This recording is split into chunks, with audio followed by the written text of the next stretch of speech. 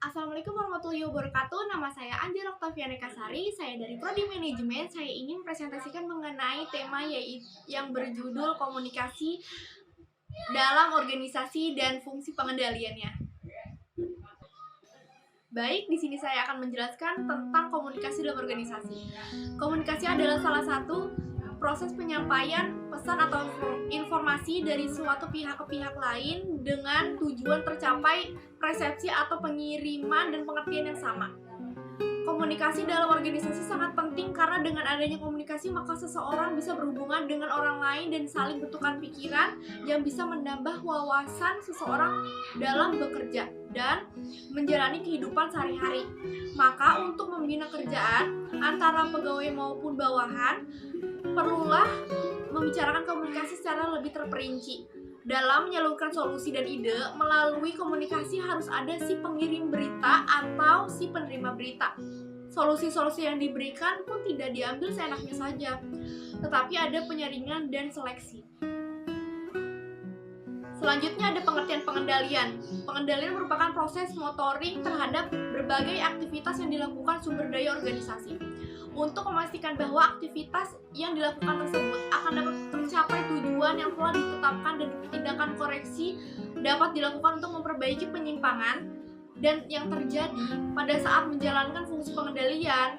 Para manajer berusaha untuk mempengaruhi dan mengarahkan perilaku dan kinerja para bawahannya agar dapat mencapai tujuan organisasi. Tujuan yang ingin dicapai melalui pelaksanaan pengendalian adalah tersedianya berbagai perangkat bagi manajer untuk mengarahkan dan memotivasi para bawahannya agar mereka bekerja mencapai tujuan organisasi serta menyediakan umpan balik bagi para manajer mengenai sebagai bagus kinerja para bawahannya.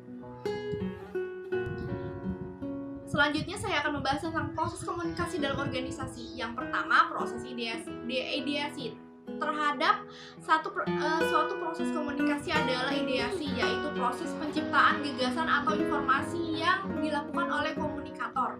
Yang kedua, proses encoding, yaitu gagasan atau informasi disusun dalam serangkaian bentuk simbol atau sandi. Yang ketiga, proses pengiriman, gagasan atau pesan yang telah disimbolkan atau disandikan melalui saluran dan media.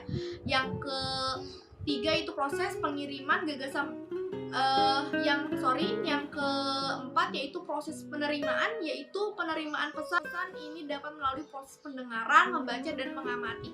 Yang kelima yaitu proses decoding, yaitu peran-peran yang diterima, diinterpretasikan dan dibaca ataupun diartikan.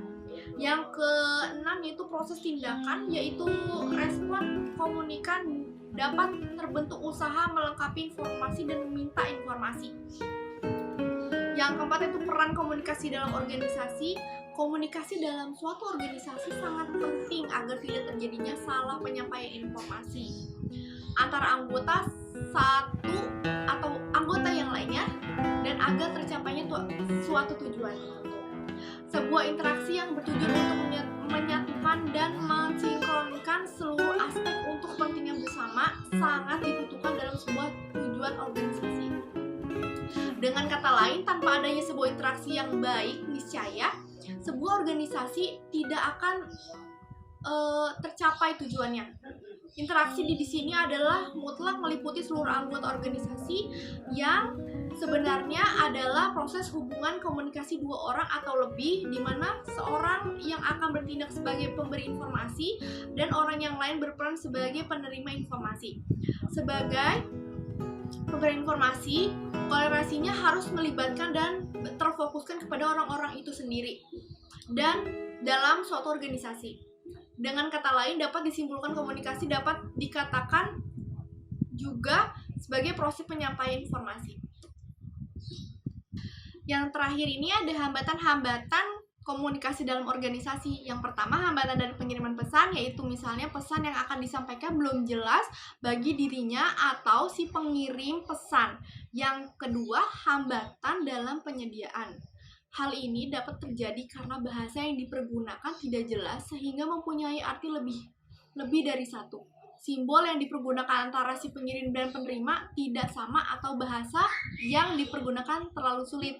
Yang ketiga, hambatan media adalah hambatan yang terjadi dalam penggunaan media komunikasi, misalnya penggunaan suara radio dan aliran listrik.